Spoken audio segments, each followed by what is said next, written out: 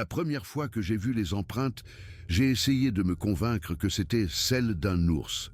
Elles mesuraient près de 40 centimètres de long, clairement dessinées dans la boue le long du ruisseau qui traverse ma propriété. Mais les ours ne laissent pas 5 doigts parfaitement séparés, ni une voûte plantaire qui suggère une marche bipède permanente. Ces marques, dans la terre humide des montagnes des Cascades, m'ont montré quelque chose que mon esprit rationnel se refusait à accepter. Je n'étais pas seul dans ces forêts du nord de l'Oregon. Je m'appelle Thomas Henderson. J'ai 68 ans. Et je viens d'abandonner 150 acres de terre que ma famille exploite.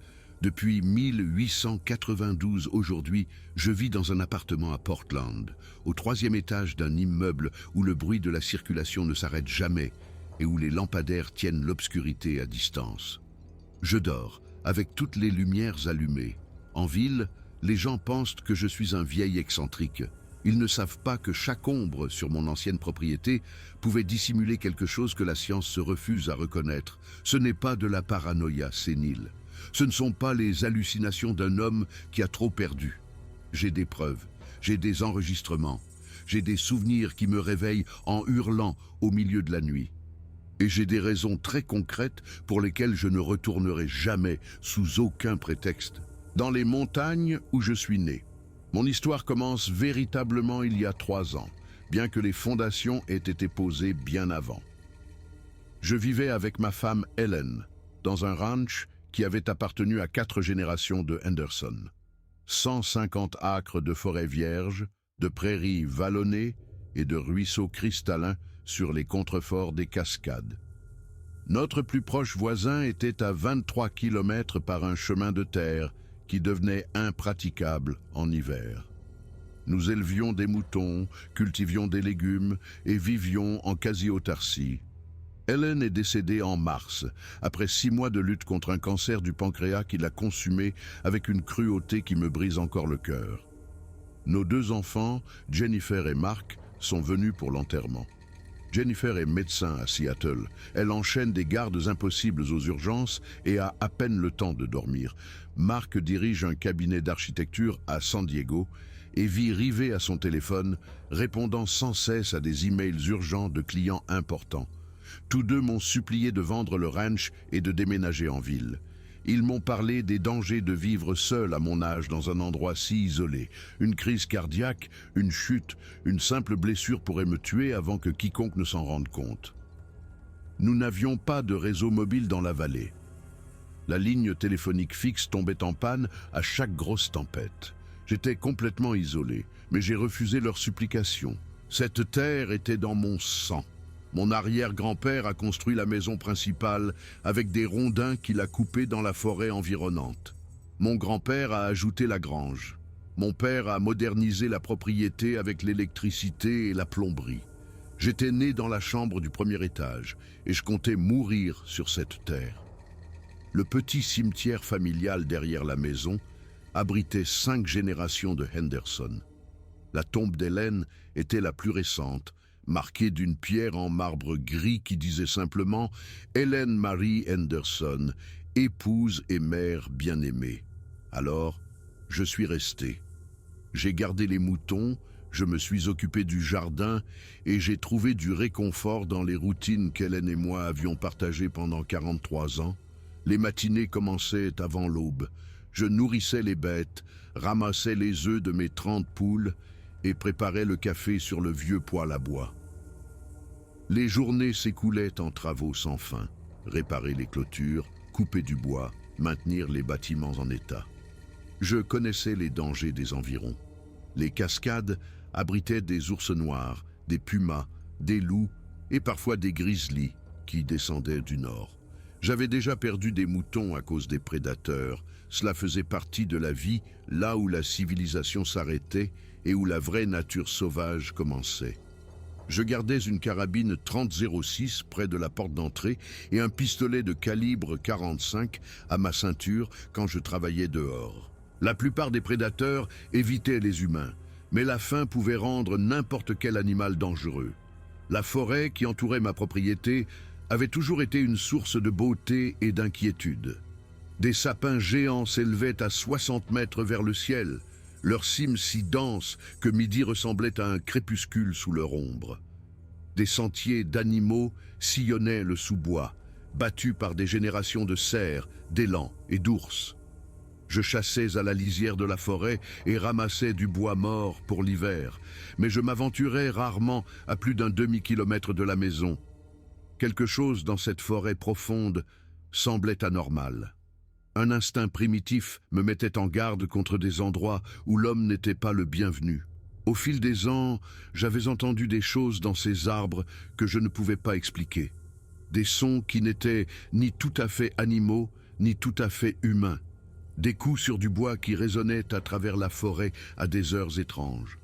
Des vocalisations qui ressemblaient à des cris de singes, mais portaient une intelligence qui me donnait la chair de poule. Hélène avait l'habitude de balayer ces sons d'un revers de la main, les attribuant à mon imagination ou aux bruits ordinaires de la faune.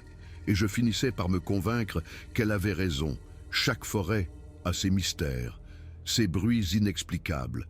L'esprit peut jouer des tours dans la nature, surtout pendant les longs mois d'hiver, où l'isolement pèse comme un fardeau physique. Mais après la mort d'Hélène, quand la maison est devenue silencieuse, à l'exception du tic-tac de l'horloge de sa grand-mère et du craquement des vieilles poutres, j'ai commencé à prêter plus d'attention au bruit de la forêt. Sans les explications rationnelles d'Hélène pour me réconforter, les bruits nocturnes prirent une tournure plus sinistre. Les coups sur le bois devinrent plus fréquents, se produisant selon des schémas qui suggéraient une communication. Les vocalisations se firent plus audacieuses, parfois répondues par des appels similaires depuis différentes directions. Le plus troublant, c'étaient les pas, lourds, délibérés, bipèdes, qui résonnaient parfois depuis la lisière des arbres, bien après la tombée de la nuit. Durant mon premier été seul, j'ai commencé à trouver des signes que quelque chose de grand se déplaçait dans la forêt près de ma propriété. Des empreintes massives dans la terre meuble près du ruisseau, trop grandes pour appartenir à un animal connu. Des arbres dont l'écorce avait été arrachée à des hauteurs qu'aucun ours ne pourrait atteindre. Des arrangements de pierres et de bâtons qui semblaient délibérés, presque rituels. Je me suis dit que c'étaient des phénomènes naturels, une coïncidence, et mon imagination combinée pour créer des motifs là où il n'y en avait pas. La première attaque sur le bétail a eu lieu fin juillet. J'ai trouvé l'un de mes jeunes moutons mort dans le pâturage le plus proche de la forêt. Son cou était tordu à un angle impossible. La force nécessaire pour briser le cou d'un animal de 70 kg était stupéfiante. J'ai supposé qu'un grizzly l'avait abattu d'une manière ou d'une autre, bien que je n'ai trouvé ni marque de griffes, ni signe typique d'une attaque d'ours. La carcasse n'avait pas été dévorée, ce que j'ai trouvé étrange. Les prédateurs tuent pour manger, pas pour le plaisir. J'ai traîné le corps au plus profond de la forêt et j'ai essayé d'oublier l'incident. 3 semaines plus tard, j'ai perdu 7 poules en une seule nuit. Je les ai trouvées éparpillées autour du poulailler, non pas mangées, mais tuées avec ce qui semblait être une précision chirurgicale. Leur cou avait été proprement brisé et les corps étaient disposés en un étrange motif circulaire. Une fois de plus, il n'y avait aucun signe de prédation typique, pas de traces de traînage, pas de dévoration, pas de point d'entrée évident dans le poulailler. C'était comme si quelque chose avait passé la main à travers le grillage et les avait tués par plaisir. Après l'incident des poules, j'ai renforcé le poulailler avec du grillage plus épais et j'ai ajouté un cadenas à la porte. J'ai également installé des projecteurs à détecteur de mouvement autour de la zone immédiate de la maison, espérant dissuader ce qui chassait mon bétail. Les lumières se déclenchaient fréquemment les premières nuits, des cerfs, des élans et d'autres animaux sauvages qui se déplaçaient sur la propriété. Mais progressivement, l'activité nocturne a diminué. Soit les animaux s'étaient habitués aux lumières, soit quelque chose les tenait à l'écart. C'est à cette période que Marc, mon fils, m'a rendu une visite inattendue. Il avait pris une rare semaine de congé et avait décidé de voir comment allait son vieux père. Comme il l'a dit, Marc n'avait jamais vraiment adopté la vie du ranch, préférant la conception numérique au travail physique. Mais il comprenait la technologie d'une manière qui m'étonnait souvent. Quand je lui ai parlé des attaques sur le bétail et de mes inquiétudes pour la sécurité, il a suggéré d'installer un piège photographique pour surveiller le poulailler. Nous sommes allés au magasin d'articles de sport de Cascade Falls et avons acheté une caméra haut de gamme conçue pour la surveillance de la chasse. L'appareil pouvait enregistrer des photos et des vidéos déclenchées par la chaleur et le mouvement. Il avait une vision nocturne infrarouge et pouvait fonctionner pendant des semaines avec un jeu de piles au lithium. Marc a passé un après-midi à positionner la caméra pour offrir une couverture optimale du poulailler et de la zone environnante, puis m'a montré comment visionner les images sur le petit écran LCD. Pendant le premier mois après le départ de Marc, la caméra a enregistré exactement ce à quoi je m'attendais. Des ratons laveurs essayant de piller le poulailler, des cerfs broutant près de la clôture et le renard occasionnel inspectant le grillage. Le défilé nocturne de la faune était en fait réconfortant, la preuve que l'écosystème restait sain et équilibré. J'ai commencé à me détendre, convaincu que ce qui avait tué mon bétail s'était déplacé vers des terrains de chasse plus faciles. Mais alors que septembre laissait place à octobre et que les nuits devenaient plus longues et plus froides, quelque chose a changé dans la forêt. Les bruits typiques de la faune ont commencé à diminuer, remplacés par un silence contre nature qui me mettait mal à l'aise. Même le vent semblait murmurer différemment à travers les arbres, porteur de nuances qui me faisaient vérifier les serrures 2 fois avant de me coucher. Les moutons, habituellement contents de paître paisiblement dans les prés, sont devenus nerveux et se regroupaient près de la grange. Ils restaient immobiles pendant de longues périodes, fixant la lisière des arbres avec une intensité qui suggérait qu'ils percevaient quelque chose que je ne pouvais pas voir. La 2e semaine d'octobre a apporté une gelée précoce qui a tué mes dernières tomates et a annoncé l'hiver approchant. J'ai passé mes journées à me préparer pour les mois froids à venir, fendre du bois, imperméabiliser la grange et vérifier mes réserves de conserves et de viande séchée. Le travail routinier était réconfortant, un lien avec des générations de Henderson qui avaient accompli ces mêmes rituels d'automne. Mais à mesure que l'obscurité tombait plus tôt chaque soir, je me retrouvais de plus en plus conscient des bruits de la forêt que je ne pouvais ni identifier ni ignorer. Les coups sur le bois sont revenus en force, résonnant à travers les arbres selon des motifs complexes qui ressemblaient à une communication codée. Parfois, un seul coup provoquait une réponse depuis les profondeurs de la forêt, suivie d'une autre réponse d'une direction différente. Les échanges pouvaient durer 1 heure ou plus, suggérant plusieurs participants à une forme de dialogue.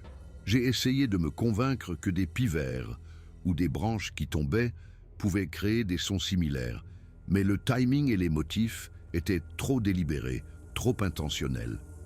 Plus troublantes étaient les vocalisations, des appels gutturaux profonds qui semblaient combiner les pires éléments de la communication humaine et animale. Les sons portait une intelligence qui était indubitablement consciente, délibérée. Ce n'étaient pas les hurlements et les cris aléatoires de la faune, mais des vocalisations structurées qui suggéraient un langage, même si je ne pouvais en comprendre le sens. Le piège photographique a commencé à capturer des anomalies qui défiaient toute explication. De brefs aperçus d'ombres massives se déplaçant au bord du cadre, toujours trop rapides ou trop sombres pour être clairement identifiés. Des signatures thermiques qui semblaient bipèdes, mais bien plus grandes que n'importe quel humain. À 2 reprises, la caméra a capturé ce qui semblait être des yeux brillants réfléchis par le flash infrarouge. Des yeux placés trop haut et trop écartés pour appartenir à un animal connu de la région. Le plus inquiétant était l'approche graduelle de ce qui m'observait. Les premiers signes d'activité avaient été enregistrés à la lisière de la forêt à près de 100 mètres du poulailler, mais à mesure qu'octobre avançait, la présence mystérieuse est devenue plus audacieuse, s'aventurant plus près de la maison chaque nuit. Les caméras ont documenté un schéma de reconnaissance qui suggérait intelligence et planification. Quelque chose étudiait mes routines, apprenait mes habitudes, se préparait à quelque chose que je ne voulais pas envisager. À la 3e semaine d'octobre, je dormais avec la carabine à côté de mon lit et le pistolet 45 à portée de main. Chaque son provoquait une décharge d'adrénaline qui me laissait épuisé et paranoïaque. Je me surprenais à vérifier et revérifier les serrures, à regarder par les fenêtres des ombres qui pouvaient ou non contenir des menaces. L'isolement qui m'avait autrefois apporté la paix ressemblait maintenant à de la vulnérabilité. J'étais complètement seul, à des kilomètres de toute aide, face à quelque chose qui existait en dehors des règles normales de la nature. Les moutons avaient abandonné les pâturages les plus proches de la forêt, se regroupant autour de la grange même pendant la journée. Leur comportement était sans équivoque. Ils étaient terrifiés par quelque chose dans ces arbres. Les animaux possèdent des sens que les humains ont depuis longtemps abandonnés. Des instincts qui avertissent des dangers que nous ne pouvons plus percevoir. Lorsque les proies montrent une peur aussi évidente, les prédateurs ne sont jamais loin. J'ai envisagé de conduire jusqu'en ville et de rester au motel jusqu'à ce que ceux qui rôdaient sur ma propriété s'en aillent. Mais c'était ma maison, la terre de ma famille. Fuir me semblait être une lâcheté, un abandon de tout ce que mes ancêtres avaient construit. De plus, je n'avais aucune garantie que partir résoudrait le problème. Ce qui était là dehors pourrait simplement attendre mon retour, ou pire, me suivre en ville. Au moins ici, je connaissais le terrain, j'avais des positions défendables et je possédais les armes nécessaires pour me protéger. La décision de rester s'avérerait être à la fois le choix le plus courageux et le plus stupide de ma vie. Le 26 octobre a commencé comme un jour ordinaire. J'ai nourri les moutons, ramassé les œufs des poules et passé l'après-midi à fendre du bois derrière la grange. Le temps était frais, mais agréable, avec un ciel bleu vif et ce genre de clarté qu'on ne trouve qu'en automne. J'ai préparé un simple dîner de ragoût de cerf et de pain de maïs. J'ai mangé en écoutant une vieille émission de radio, puis je me suis installé dans mon fauteuil de lecture avec un roman de Zane Grey. Dehors, les premières étoiles apparaissaient dans un ciel sans pollution lumineuse. Vers 21h, j'ai remarqué le silence inhabituel. Pas de stridulation de grillons, pas de cris de hibou, pas de bruissement de petits animaux se déplaçant dans les broussailles. Même le vent était tombé dans un calme contre nature qui pesait contre les fenêtres comme quelque chose de vivant. Les moutons n'étaient nulle part en vue, probablement blottis dans la grange où ils passaient de plus en plus de temps. Le silence était si complet que je pouvais entendre mon propre rythme cardiaque, le tic-tac de l'horloge d'Hélène et le lointain tassement des vieilles poutres de la maison. J'ai vérifié 2 fois les serrures des 2 portes, confirmé que les fenêtres étaient sécurisées et me suis assuré que mes armes étaient chargées et accessibles. L'indicateur de batterie du piège photographique avait montré une charge complète ce matin-là, donc je savais qu'il enregistrerait tout ce qui se passerait pendant la nuit. Une partie de moi espérait une nuit tranquille qui prouverait que mes peurs n'étaient que le fruit de l'imagination d'un vieil homme. Mais une partie plus profonde et primitive de mon cerveau hurlait des avertissements que je ne pouvais ignorer. Le sommeil est venu par intermittence, interrompu par des rêves de formes massives se déplaçant à travers la forêt et Dieu observant depuis l'obscurité. Je me suis réveillé plusieurs fois, certain d'avoir entendu quelque chose dehors, mais chaque fois, la nuit restait silencieuse. La dernière chose dont je me souviens est d'avoir regardé le réveil sur la table de chevet, 2h34 du matin, avant que l'épuisement ne l'emporte finalement sur l'anxiété et ne m'entraîne dans un sommeil plus profond. Je me suis réveillé dans un silence plus profond que tout ce que j'avais jamais connu. Pas de chants d'oiseaux matinaux, pas de bêlements de moutons dans le pré, pas de bruit familier de la faune commençant la nouvelle journée. La pâle lumière de l'aube filtrait à travers les rideaux de la chambre, illuminant des grains de poussière qui dansaient dans l'air immobile. Quelque chose n'allait pas. Terriblement, fondamentalement pas. La fenêtre de la cuisine qui donnait sur le poulailler offrait une vue qui a arrêté mon cœur. Le grillage du poulailler avait été arraché comme du papier d'aluminium, enroulé en bandes précises qui témoignaient d'une force incroyable, appliquée avec une précision chirurgicale. Le cadre en bois restait intact, mais l'intérieur était un abattoir. Des plumes flottaient dans la brise matinale, tachées de plaques sombres qui ne pouvaient être que du sang. Les corps étaient éparpillés dans tout l'enclos et la cour environnante.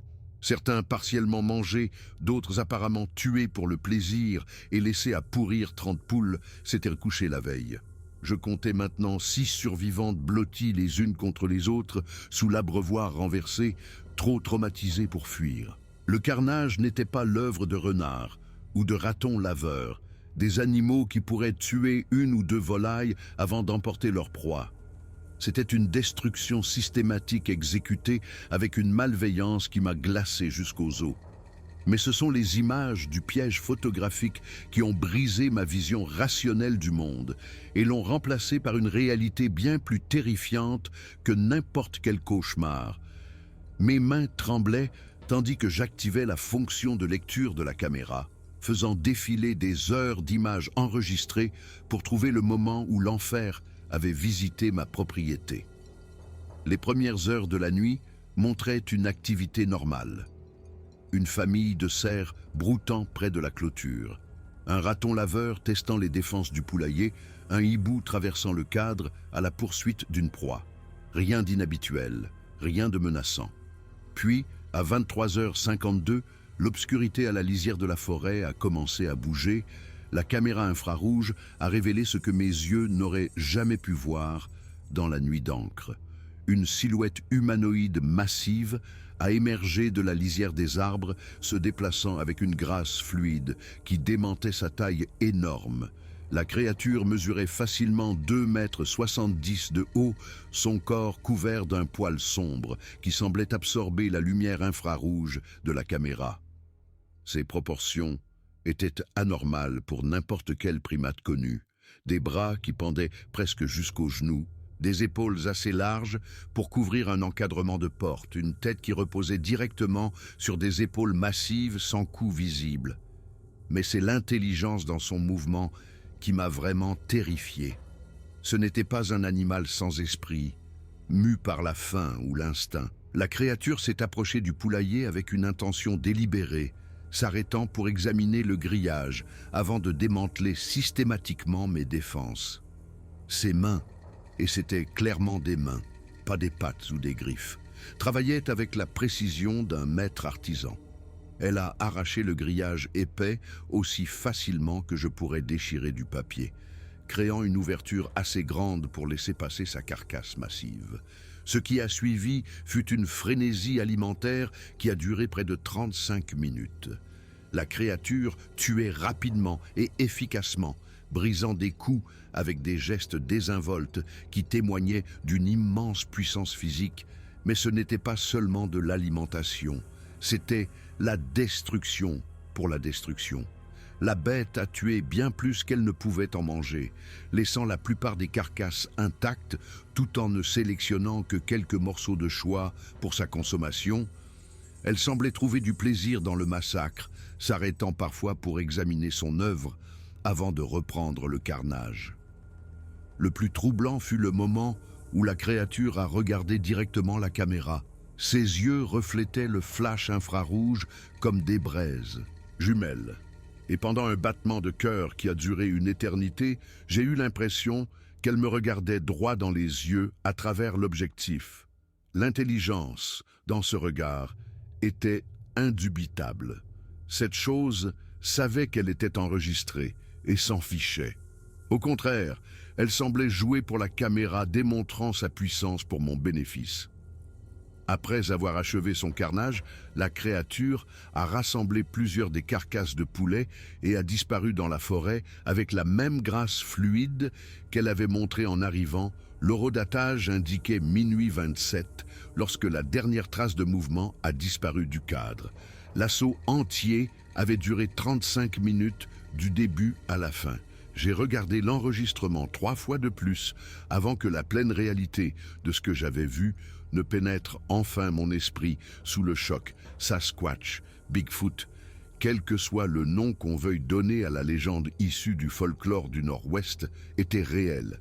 Et il avait chassé sur ma propriété, étudié mes routines, attendant le moment parfait pour frapper. Les implications étaient stupéfiantes. Si de telles créatures existaient dans les profondeurs de la nature, combien de personnes les avaient rencontrées au fil des ans? Combien de disparitions dans les forêts nationales et les zones reculées pouvaient être attribuées à des prédateurs que la science refuse de reconnaître? Et le plus immédiatement terrifiant, si cette chose m'avait observé pendant des semaines ou des mois, apprenant mes habitudes, que prévoyait-elle de faire ensuite? Le téléphone le plus proche se trouvait à l'épicerie Miller, à Cascade Falls, à 30 km de route de montagne accidentée qui prendrait plus d'1 heure à parcourir. Mais je devais signaler ce que j'avais vu, obtenir de l'aide avant que la créature ne revienne. J'ai chargé le piège photographique dans ma vieille camionnette Dodge, vérifié que mes 2 carabines étaient bien fixées dans leur support, et j'ai commencé le long voyage vers la ville Cascade Falls, se composait d'une épicerie, d'une station-service, d'un petit bureau de poste et peut-être de 25 maisons dispersées le long de la route principale. La famille Miller tenait le magasin depuis 3 générations, servant les éleveurs et les bûcherons dispersés qui gagnaient leur vie dans les vallées reculées. Ils connaissaient tout le monde dans un rayon de 80 km et avaient entendu toutes les histoires invraisemblables que les montagnes pouvaient produire. Si quelqu'un devait croire mon histoire, ce serait eux. Mais quand j'ai montré à David Miller les images du piège photographique, sa réaction n'a pas été celle que j'attendais. Il a regardé l'enregistrement 2 fois, secouant la tête et marmonnant pour lui-même. Quand la créature a regardé directement la caméra, David a carrément reculé du petit écran, comme si la chose pouvait tendre la main et l'attraper. David a suggéré que je contacte le poste de garde forestier du service des forêts à Government Camp, le chef-lieu du comté à 60 km au sud de Cascade Falls. Si quelque chose de dangereux errait dans la nature, les gardes forestiers devaient le savoir. Ils avaient la formation et l'équipement pour s'occuper des animaux prédateurs et sauraient quelles mesures prendre pour protéger la population locale.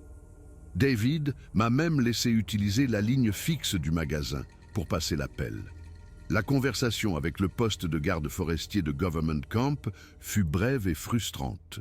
Le garde de service a écouté poliment pendant que je décrivais l'attaque sur mon bétail et la créature que j'avais enregistrée. Quand j'ai mentionné le mot Sasquatch, le ton a immédiatement changé. La voix du garde a pris cette qualité patiente et condescendante réservée aux enfants et aux handicapés mentaux. Il a suggéré que j'avais peut-être filmé un ours debout sur ses pattes arrière, un jeu de lumière et d'ombre qui pouvait faire paraître n'importe quel animal plus grand et plus menaçant qu'il ne l'était réellement. Quand j'ai insisté sur le fait que la créature était clairement bipède, clairement intelligente et clairement pas un ours, la patience du garde s'est complètement évaporée. Il m'a informé que le service des forêts s'occupait de vrais problèmes de gestion de la faune, pas de fantasmes cryptozoologiques. Si j'avais des problèmes avec des prédateurs, je devais contacter l'agence de la faune de l'État. Si je rencontrais des problèmes de santé mentale liés à l'isolement et au deuil, je devais chercher une aide médicale appropriée. L'appel s'est terminé par un clic qui a résonné comme un coup de feu dans le silence soudain du magasin. L'expression de David Miller était passée de l'inquiétude à la gêne pendant la conversation téléphonique. Il me connaissait depuis 25 ans, avait fait des affaires avec ma famille depuis plus longtemps que ça, mais maintenant il me regardait comme si j'avais perdu la tête. Quand il a suggéré que peut-être le stress de vivre seul m'avait atteint, que je devrais peut-être envisager de déménager plus près de mes enfants, j'ai su que j'étais vraiment seul. Le trajet de retour au ranch a semblé durer une éternité. Chaque ombre entre les arbres pouvait cacher un prédateur massif. Chaque mouvement dans ma vision périphérique provoquait une montée d'adrénaline qui me laissait agripper au volant jusqu'à ce que mes jointures blanchissent. L'isolement qui avait été une source de force ressemblait maintenant à une condamnation à mort. J'étais complètement seul avec quelque chose qui existait en dehors des limites de la réalité acceptée, quelque chose qui avait démontré à la fois intelligence et goût pour la destruction. Quand ma maison est apparue, j'ai remarqué que les moutons n'étaient nulle part. Le pâturage était vide, et même la zone autour de la grange semblait déserte. Soit mon bétail s'était éloigné à la recherche de meilleurs pâturages, soit quelque chose les avait suffisamment effrayés pour les pousser dans les recoins les plus profonds de la forêt. Étant donné ce que j'avais appris sur mon voisin non invité, je soupçonnais la seconde option. Les 3 semaines suivantes se sont écoulées dans un brouillard d'anxiété croissante et de nuits blanches. J'ai remplacé le poulailler détruit par une structure renforcée qui ressemblait plus à une forteresse qu'à un simple enclos grillage d'acier, épais, double serrure, capteur de mouvement lié à des projecteurs, tout ce que je pouvais imaginer pour dissuader une autre attaque. Mais je savais que mes efforts étaient largement symboliques. Si la créature voulait détruire mes défenses, aucune quantité de fil de fer et d'acier ne l'arrêterait. J'avais repositionné le piège photographique pour surveiller une zone plus large, espérant documenter le retour de la créature et peut-être en apprendre davantage sur ses schémas de comportement. Les images ont révélé une propriété en état de siège. Des empreintes massives sont apparues dans la boue autour de l'abreuvoir. Les arbres à la lisière de la forêt montraient des dommages récents, l'écorce arrachée à des hauteurs qui nécessiteraient une échelle pour qu'un humain les atteigne. Le plus troublant, c'étaient les arrangements de pierres et de bâtons qui apparaissaient pendant la nuit. Des motifs géométriques qui indiquaient clairement une intelligence et une intention. La créature était toujours là, observant toujours, planifiant toujours quelque chose que je ne pouvais pas comprendre. Chaque ombre pouvait cacher un prédateur de 2,70 m. Chaque bruit de la forêt pouvait annoncer une autre attaque. Je me surprenais à sursauter à chaque craquement des vieilles poutres de la maison, à chaque rafale de vent dans les avant-toits. Le sommeil est devenu impossible sans aide chimique, et même alors, les cauchemars me réveillaient plusieurs fois par nuit. Les moutons avaient effectivement disparu, chassés par la peur ou pris par des prédateurs. J'ai trouvé des os dispersés dans la forêt, des cages thoraciques nettoyées, des os de pattes fissurés pour la moelle, mais aucun signe des animaux eux-mêmes. La destruction était trop complète, trop efficace pour être l'œuvre de charognards naturels. Quelque chose, avec une intelligence de niveau humain, éliminait systématiquement mon bétail, et j'étais impuissant à l'arrêter. La nourriture est devenue une préoccupation constante. Mes poules restantes fournissaient quelques œufs, et j'avais beaucoup de conserves et de viande séchée. Mais l'hiver approchant signifiait que je devrais m'aventurer en ville pour des provisions plus souvent que je ne le préférais. Chaque voyage à Cascade Falls ressemblait à un parcours du combattant, la forêt se pressant de chaque côté de la route étroite. Je me surprenais à conduire plus vite que la sécurité ne le permettait, désespéré d'atteindre la fausse sécurité de la civilisation humaine. L'isolement faisait des ravages. Sans la présence constante d'Hélène pour m'ancrer à la rationalité, je me sentais glissé dans une paranoïa qui frisait la folie. Je me parlais constamment, remplissant le silence avec des émissions de radio et de la musique enregistrée. N'importe quoi pour repousser le silence étouffant qui invitait les pensées sombres. La maison qui avait abrité 5 générations de ma famille ressemblait maintenant à une prison. Ces murs n'étant aucune barrière contre l'intelligence qui observait depuis les arbres. J'ai commencé à élaborer des plans d'urgence. Si la situation se détériorait encore, j'abandonnerais le ranch et conduirais jusqu'à San Diego pour rester avec Mark. La pensée de laisser la terre de ma famille à ce qui rôdait dans la forêt était presque insupportable. Mais la survie primait sur le sentiment. Je gardais un sac prêt avec des effets essentiels. Je maintenais le réservoir d'essence de la camionnette plein et je répétais le trajet le plus rapide vers l'autoroute principale. Mais J'ai attendu trop longtemps pour mettre mon plan d'évasion à exécution. La chose dans la forêt devenait plus audacieuse et mon temps était compté. Le 14 novembre s'est levé gris et amer avec une odeur de neige dans l'air et des nuages d'orage s'accumulant au-dessus des sommets des montagnes. J'avais encore mal dormi, réveillé par des bruits qui auraient pu être des branches qui se brisent ou quelque chose de bien pire se déplaçant dans la forêt. La batterie du piège photographique était morte pendant la nuit et j'ai passé la matinée à installer de nouvelles piles au lithium et à ajuster l'angle pour couvrir une plus grande partie de la cour.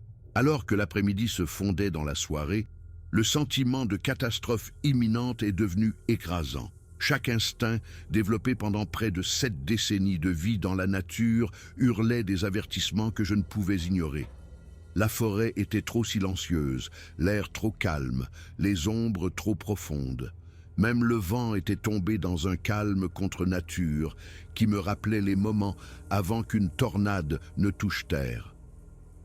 J'ai vérifié mes armes pour la 100e fois, confirmé que les clés de la camionnette étaient dans ma poche et révisé mon itinéraire d'évasion. Si quelque chose se passait pendant la nuit, j'attraperais mon sac d'urgence et courrais vers la camionnette sans regarder en arrière. Le ranch pouvait être reconstruit. Ma vie ne pouvait être restaurée si je la perdais face à ce qui me traquait depuis les arbres. L'obscurité est tombée comme un rideau, apportant avec elle les sons familiers de coups sur le bois résonnant à travers la forêt. Mais cette nuit, le schéma était différent, plus urgent, plus agressif. Les coups venaient en succession rapide, immédiatement répondus par des réponses de plusieurs directions. Ceux qui étaient là dehors communiquaient avec d'autres de son espèce, coordonnant quelque chose qui allait bientôt se produire. Vers 22 heures, les vocalisations ont commencé. Des appels gutturaux profonds qui ont hérissé les poils de mes bras et envoyé une peur primitive le long de ma colonne vertébrale. Les sons étaient définitivement un langage, structuré, intentionnel, intelligent, mais différent de tout ce que l'expérience humaine connaissait. J'ai compté au moins 4 voix distinctes, peut-être plus, suggérant qu'un groupe de ces créatures s'était rassemblé dans la forêt entourant ma propriété. Puis les pas ont commencé, des bruits de pas lourds, délibérés, bipèdes, qui encerclèrent la maison à une distance d'environ 50 mètres. J'ai suivi les sons à travers les fenêtres, observant des mouvements dans l'obscurité au-delà de la portée de mes lumières de sécurité. Ce qui était là dehors prenait son temps, étudiant mes défenses, cherchant des faiblesses dans mes préparatifs. Les pas s'arrêtaient pendant de longues minutes, puis reprenaient à un endroit différent, resserrant progressivement le cercle autour de la maison. À 23 heures, je savais que j'étais en danger immédiat. Les bruits de mouvement s'étaient rapprochés et je pouvais voir des formes se déplacer dans l'obscurité au-delà de la portée des projecteurs, des silhouettes bipèdes, massives, qui se déplaçaient avec une grâce fluide malgré leur taille énorme. Quand l'une d'elles est entrée à la périphérie de la lumière, j'ai eu un aperçu de poils sombres et d'yeux qui reflétaient l'éclairage comme du métal poli. J'ai attrapé mon sac d'urgence, vérifié que le pistolet 45 était bien dans son étui, et je me suis dirigé vers la porte arrière, où ma camionnette était garée. Les clés semblaient glissantes dans mes mains moites, alors que je luttais avec la serrure, m'attendant à chaque seconde à entendre le fracas de vitres brisées ou le craquement du bois lorsque les créatures feraient enfin leur mouvement. La camionnette a démarré au premier essai, un petit miracle qui m'a probablement sauvé la vie. Je l'ai mise en marche arrière et je me suis éloigné de la maison sans allumer les phares, utilisant uniquement l'éclairage du tableau de bord pour naviguer. Quand j'étais à 30 mètres du bâtiment, j'ai allumé les lumières et je les ai vues. 3 silhouettes massives émergeaient de la forêt, se dirigeant vers la maison à grandes enjambées déterminées sous les faisceaux des phares. Elles étaient encore plus terrifiantes que ce que le piège photographique avait révélé. Au moins 2,70 m de haut, couvertes de poils sombres emmêlés avec des proportions qui suggéraient une immense puissance physique. Leurs yeux reflétaient la lumière comme des miroirs, et leurs mouvements portaient une intelligence qui était indubitablement consciente et délibérée. Elles se sont arrêtées lorsque les lumières les ont frappées, se tournant pour me regarder droit à travers le pare-brise. Pendant un moment qui a duré une éternité, prédateurs et proies se sont regardés à travers 1 mètre de terrain découvert. Puis l'une d'elles a levé son bras, pas une patte mais une main avec un pouce opposable, et a pointé directement vers moi. Le geste était si humain, si délibérément menaçant, que mon sang s'est glacé. J'ai appuyé à fond sur l'accélérateur et j'ai dévalé le chemin du ranch sans regarder en arrière. Dans le rétroviseur, je pouvais voir les 3 silhouettes observer ma retraite, immobiles dans la lueur des phares jusqu'à ce que l'obscurité les engloutisse. Ce n'est que lorsque j'ai atteint la route forestière principale que j'ai osé respirer normalement. Et même alors, mes mains tremblaient si fort que je pouvais à peine garder le contrôle du volant.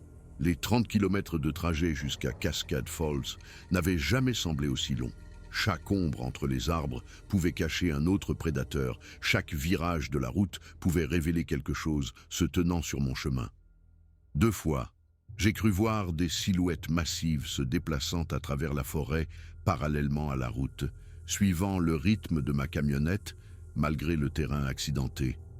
Mais quand j'ai ralenti pour mieux voir, les formes se sont évanouies dans l'obscurité comme de la fumée.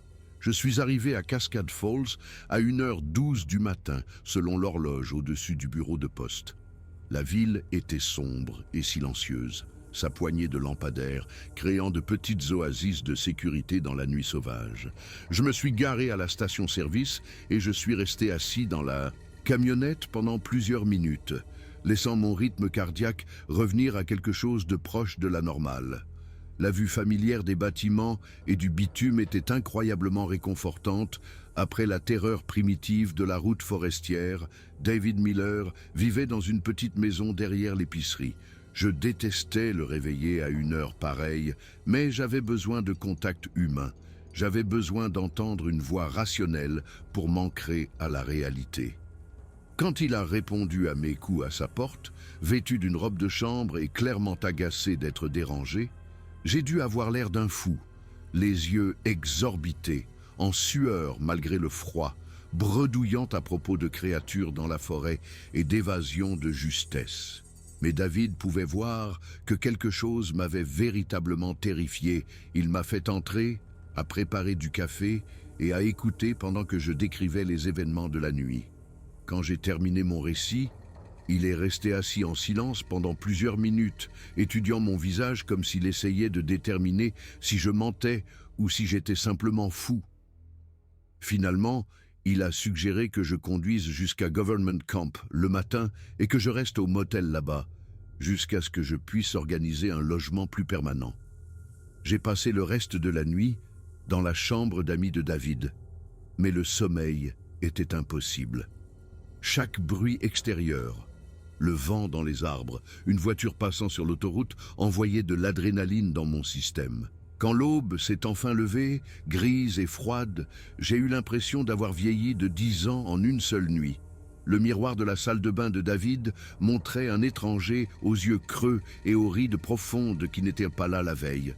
Le trajet jusqu'à Government Camp a duré 2h30 à travers un terrain montagneux qui aurait été magnifique dans d'autres circonstances. Mais chaque kilomètre de nature sauvage ressemblait à une menace. Chaque forêt une cachette potentielle pour des choses qui ne devraient pas exister. Ce n'est que lorsque j'ai atteint la périphérie de Government Camp, avec ses maisons de banlieue et ses chaînes de restaurants, que le nœud dans ma poitrine a commencé à se desserrer. Je me suis enregistré au Pin Lodge Motel et j'ai passé la journée à essayer de joindre mes enfants par téléphone. Marc était en réunion et ne pouvait être dérangé. Jennifer était en chirurgie et ne me rappellerait pas avant le soir. J'avais vécu de manière indépendante pendant 68 ans, mais soudain je me sentais désespérément seul et vulnérable. Quand Jennifer a finalement appelé ce soir-là, j'ai essayé d'expliquer ce qui s'était passé sans avoir l'air complètement fou. Je lui ai parlé des attaques sur le bétail, des bruits étranges de la forêt et de ma décision de quitter le ranch temporairement. Je n'ai pas mentionné Sasquatch ni les images du piège photographique. Certaines vérités étaient trop dangereuses à partager. Jennifer était soulagée que j'admette enfin que je ne pouvais pas vivre seul au ranch indéfiniment. Elle a proposé de prendre l'avion immédiatement et de m'aider à organiser mon déménagement à Seattle.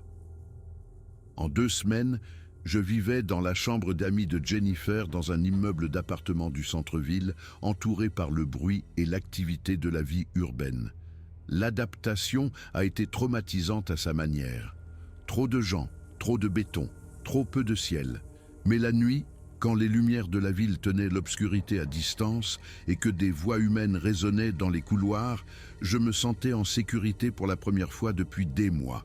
J'ai vécu à Seattle pendant 9 mois avant de finalement rassembler le courage de retourner au ranch. Mark avait essayé de me convaincre de mettre la propriété en vente, de rompre définitivement avec le passé et de recommencer dans la civilisation. Mais 150 acres de biens immobiliers de premier choix en Oregon représentaient le travail de ma vie, l'héritage de ma famille. Je ne pouvais pas l'abandonner sans au moins récupérer mes effets personnels et les souvenirs de famille d'Hélène. Le voyage de retour en Oregon ressemblait à un voyage dans le passé. Chaque kilomètre vers l'ouest m'éloignait de la sécurité des villes et m'enfonçait plus profondément dans la nature sauvage qui avait failli me coûter la vie. Quand j'ai finalement tourné sur le chemin du ranch début août, mes mains tremblaient si fort que je pouvais à peine conduire. Mais je devais savoir ce qu'il était advenu de ma maison. Je devais affronter ce qui m'attendait à l'endroit que j'avais fui. La maison était toujours debout, mais à peine. Ce que j'ai trouvé défiait toute explication et remettait en question toutes les hypothèses sur les limites de la destruction que la nature pouvait infliger. La structure semblait avoir été frappée par une tornade. Pas les dommages aléatoires de vents violents, mais la démolition systématique que seule l'intelligence pouvait accomplir. Le porche avant avait été arraché de ses fondations, ses poteaux de soutien brisés comme des allumettes. Les fenêtres étaient brisées de l'intérieur vers l'extérieur, comme si quelque chose d'immensément puissant les avait frappés depuis l'intérieur de la maison. La porte d'entrée pendait à une seule charnière. Ces lourdes planches de chêne fendues et marquées par ce qui ne pouvait être que des griffes ou des doigts massifs. À l'intérieur, la destruction était encore plus complète. Les meubles avaient été réduits en miettes, éparpillés dans les pièces comme les séquelles d'une explosion. La table de la cuisine, où Hélène et moi avions partagé 43 ans de repas, n'était plus qu'un tas d'échardes. Le vaisselier de sa grand-mère gisait sur le côté, la porcelaine délicate broyée en poussière sous ce qui devait être des pieds énormes. Même le poêle à bois en fonte avait été renversé, son conduit de cheminée arraché du plafond et plié à des angles impossibles. Mais c'est la nature systématique de la destruction qui m'a vraiment glacé. Ce n'était pas du vandalisme aléatoire, ni l'œuvre de catastrophes naturelles. Chaque photo de famille avait été délibérément détruite, les cadres déchirés et les images éparpillées comme des confettis. La boîte à bijoux d'Hélène avait été ouverte de force et son contenu jeté sur le sol de la chambre. Pas volé, juste détruit pour le plaisir de la destruction. Des livres qui étaient dans ma famille depuis des générations étaient en lambeaux, leurs pages tapissant le salon d'une couche de neige littéraire. L'escalier menant au premier étage avait été arraché du mur, ne laissant que des vestiges déchiquetés de ce qui avait été une belle rampe sculptée à la main. À l'étage, les chambres racontaient la même histoire de démolition méthodique. Mes vêtements avaient été mis en pièces, les tiroirs de la commode sortis et fracassés contre les murs. Même les matelas avaient été éventrés, leur rembourrage répandu comme les entrailles d'une bête massive. Dans ce qui avait été la salle de couture d'Hélène, j'ai trouvé une preuve qui a glacé mon sang, des empreintes de mains massives pressées dans le placo, chaque doigt clairement défini dans la poussière blanche. Les empreintes étaient facilement 2 fois plus grandes que mes propres mains, avec une envergure qui suggérait des doigts d'une longueur et d'une force impossibles. Mais le plus troublant était leur emplacement. Certaines étaient à 2,50 m du sol, d'autres pressées sur le plafond même, comme si ceux qui les avaient faites s'étaient déplacés à travers les murs et le plafond comme une énorme araignée. La cave a révélé l'horreur finale. Mon atelier, où j'avais passé d'innombrables heures à fabriquer des meubles et à réparer du matériel, avait été complètement détruit. Des outils qui étaient dans ma famille depuis des générations étaient tordus en forme méconnaissable. L'enclume de mon père, qui pesait plus de 90 kg, avait été projetée à travers la pièce avec une telle force qu'elle s'était encastrée de 15 cm dans le mur de béton. L'établi, construit en poutres de chêne massif, avait été réduit en copeaux pas plus gros que des cure-dents. Mais c'est ce que j'ai trouvé dans le coin qui a finalement brisé mon esprit. La pierre tombale d'Hélène, la simple dalle de marbre qui avait marqué son dernier lieu de repos, gisait en morceaux sur le sol de la cave. Les créatures avaient même profané les morts, violant la seule chose que je considérais comme vraiment sacrée. La rage et le chagrin m'ont submergé à parts égales et je suis tombé à genoux au milieu des fragments de pierre qui portaient le nom de ma femme. Le message était clair. C'était ma punition pour avoir fui, pour avoir abandonné le territoire que les créatures avaient revendiqué comme le leur.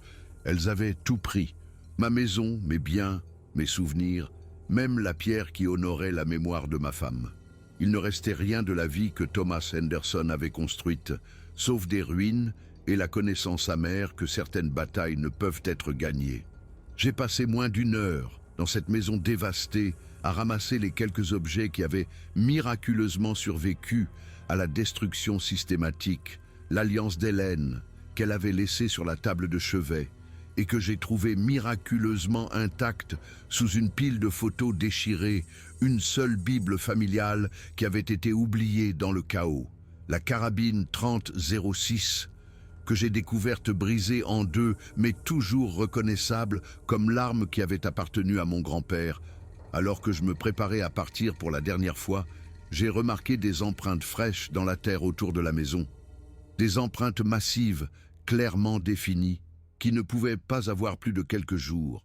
Elles m'observaient, même maintenant, observant ma réaction à leur œuvre depuis la sécurité de la forêt. La pensée qu'elle pourrait planifier une autre rencontre m'a fait courir vers la camionnette avec une urgence qui frisait la panique. Le voyage de retour à Seattle s'est déroulé dans un brouillard d'émotions contradictoires. Le soulagement d'avoir échappé au ranch en vie luttait avec le chagrin pour tout ce que j'avais perdu. La destruction physique était assez dévastatrice, mais la profanation de la tombe d'Hélène avait touché plus profondément que toute perte matérielle. Ces créatures possédaient non seulement l'intelligence et la force, mais aussi une capacité de cruauté qui témoignait de quelque chose de fondamentalement maléfique dans leur nature. Je n'ai jamais signalé la destruction aux autorités. Comment aurais-je pu expliquer que ma maison avait été démolie par des créatures qui n'existaient pas officiellement? La compagnie d'assurance exigerait une preuve de la cause. Dommages causés par le vent, vandalisme, incendie, rien de tout cela ne s'appliquait à ma situation. J'étais complètement seul avec une connaissance que je ne pouvais ni partager, ni prouver, ni fuir. Jennifer a été choquée par mon apparence quand je suis retourné à son appartement.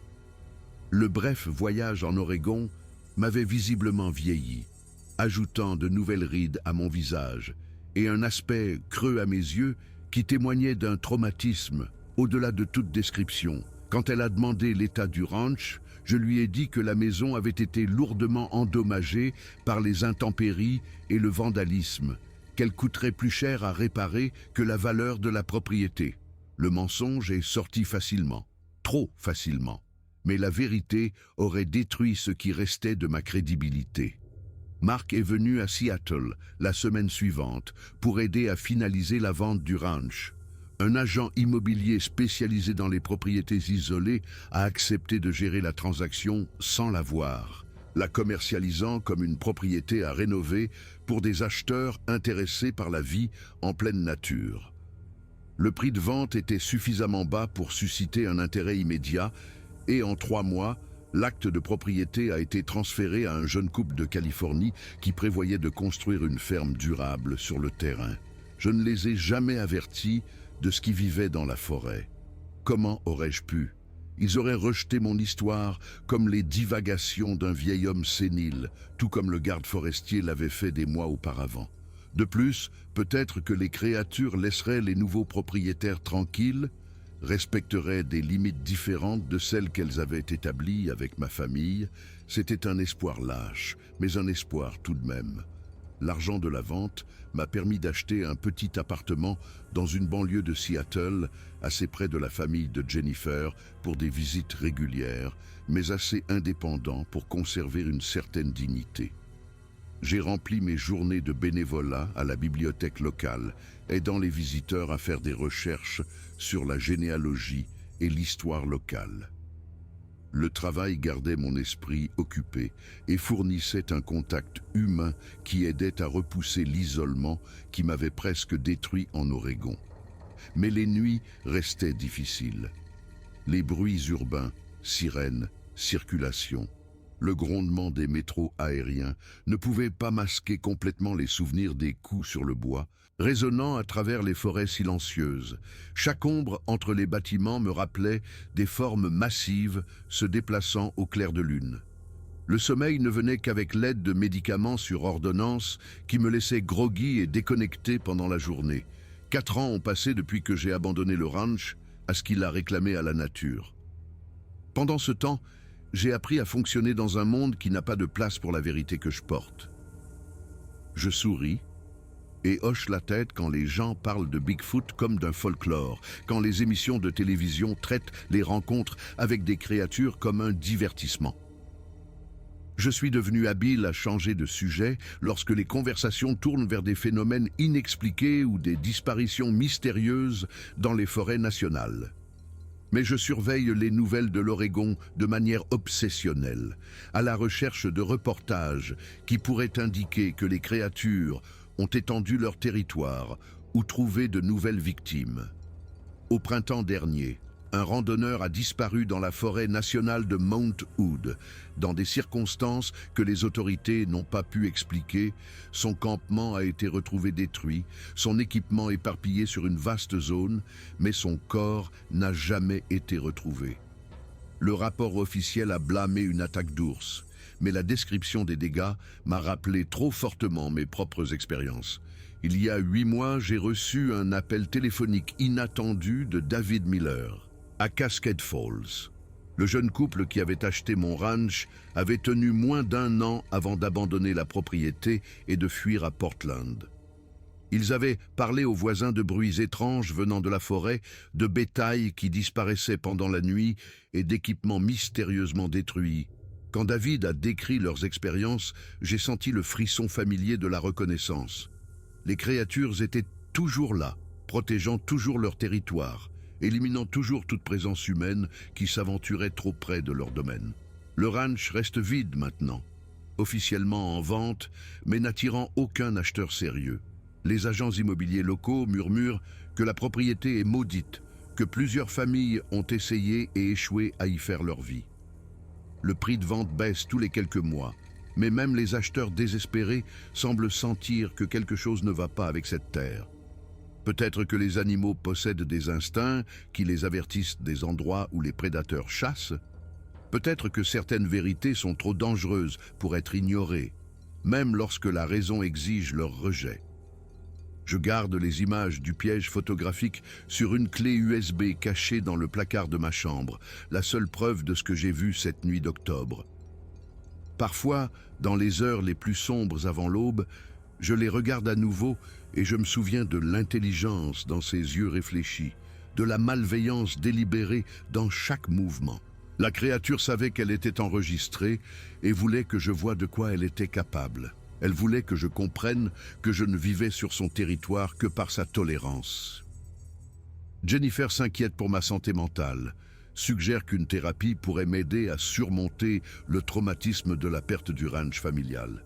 Marc appelle chaque semaine pour vérifier mon adaptation à la vie urbaine, proposant de m'aider à trouver des activités qui pourraient faciliter la transition. Ce sont de bons enfants, aimants et attentionnés, mais ils vivent dans un monde où les monstres n'existent que dans les films et les légendes familiales. J'ai envisagé d'écrire tout ce que j'ai vécu, de créer un dossier complet qui pourrait avertir de futures victimes ou aider les chercheurs à comprendre ce qui rôde dans les profondeurs de la nature. Mais qui croirait un tel récit? La communauté scientifique rejette les rencontres avec des créatures comme des erreurs d'identification et des illusions. Les forces de l'ordre traitent de tels rapports comme des preuves d'instabilité mentale. Même ma propre famille interpréterait probablement un aveu écrit comme la preuve que l'isolement et le chagrin m'avaient finalement poussé au bord de l'illusion complète. Alors je reste silencieux, portant une connaissance qui devient plus lourde chaque jour qui passe. Quelque part dans les montagnes du nord de l'Oregon, des prédateurs intelligents maintiennent un territoire où les humains entrent à leur risque et péril. Ils possèdent la ruse pour éviter la détection scientifique et la force pour éliminer toute menace à leur domaine. Ils se souviennent des visages, gardent rancune et font preuve d'une capacité de vengeance méthodique qui témoigne d'une intelligence égale ou supérieure à la nôtre. Les images de la caméra de sécurité ont capturé plus qu'une simple attaque animale sur mon poulailler. Elles ont documenté l'existence d'êtres qui défient tout ce que nous pensons savoir sur le monde naturel, des créatures qui possèdent les pires qualités de la nature humaine et animale. Elles sont patientes, intelligentes et totalement impitoyables pour protéger ce qu'elles considèrent comme leur. J'ai eu de la chance de m'en sortir vivant. Le jeune couple qui a tenté de me remplacer a eu la chance de reconnaître le danger avant qu'il ne soit trop tard. Mais d'autres ne seront pas aussi sages ni aussi prompts à battre en retraite. La nature est vaste et ces créatures ont appris à exploiter l'arrogance et le scepticisme humain à leur avantage. Elles savent que nous ne croirons pas les survivants, que nous ne prendrons pas de précautions contre des menaces que la science refuse de reconnaître. Chaque fois que je vois des reportages sur des randonneurs disparus ou des disparitions inexpliquées dans des zones reculées, je me demande si une autre famille est sur le point d'apprendre ce que j'ai appris cette nuit d'octobre. Je me demande si quelque part dans l'obscurité, entre les arbres, des yeux anciens observent de nouvelles victimes et calculent le moment parfait pour frapper. La connaissance que je pourrais les avertir, les sauver, pèse sur ma conscience comme un fardeau physique. Mais qui écouterait l'histoire d'un vieil homme sur des monstres dans la forêt? Qui croirait que les créatures des cauchemars marchent sur deux jambes à travers la nature, laissant des empreintes trop grandes pour n'importe quel animal connu et démontrant une intelligence trop avancée pour toute créature que la science a cataloguée? Les images du piège photographique restent cachées dans mon placard. 35 minutes de preuve que le monde est bien plus étrange et dangereux que la plupart des gens ne peuvent l'accepter. Un jour, peut-être, je trouverai le courage de les partager avec quelqu'un qui pourrait croire, quelqu'un avec l'autorité et les ressources pour enquêter plus avant. Mais jusqu'à ce jour, je continuerai à vivre avec la connaissance qu'il y a des choses dans la nature qui ne voient pas les humains comme l'espèce dominante sur cette planète, mais comme une proie. La maison où 5 générations de Henderson ont vécu est maintenant vide. Ses fenêtres sombres et ses portes barricadées contre rien de plus dangereux que les intempéries et les vandales. Mais la forêt qui l'entoure grouille d'une intelligence plus ancienne et plus rusée que la nôtre.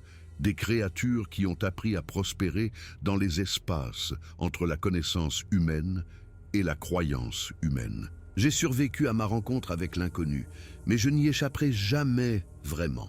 Chaque nuit, quand j'éteins les lumières dans mon appartement de banlieue sécurisé, je me souviens du bruit de pas massifs encerclant ma maison. Chaque ombre me rappelle des formes se déplaçant au clair de lune avec une grâce prédatrice. Chaque bruit inexplicable dans l'obscurité ramène le souvenir de coups sur le bois, résonnant à travers les arbres silencieux. Des messages passant entre des créatures que l'humanité refuse de reconnaître. Le piège photographique a capturé la vérité cette nuit d'octobre. La question qui me hante est de savoir si quelqu'un sera jamais prêt à accepter ce qu'il révèle, si notre espèce a le courage de reconnaître que nous partageons ce monde avec des intelligences qui ont appris à nous chasser bien avant que nous apprenions à les chasser. Dans les profondeurs de la nature, là où les téléphones portables ne fonctionnent pas, et où l'aide la plus proche est à des jours de distance, des prédateurs anciens revendiquent encore un territoire que les cartes humaines n'ont jamais tracé avec précision. Ils observent depuis la lisière des arbres, patients et calculateurs, attendant la prochaine famille qui construira une maison trop près de leur domaine.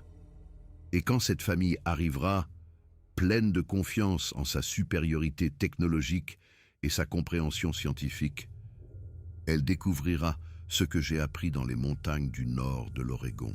Certaines légendes sont réelles, certains monstres marchent sur deux jambes, et certaines vérités sont trop dangereuses pour que la société civilisée les accepte, aussi convaincantes que puisse être la preuve.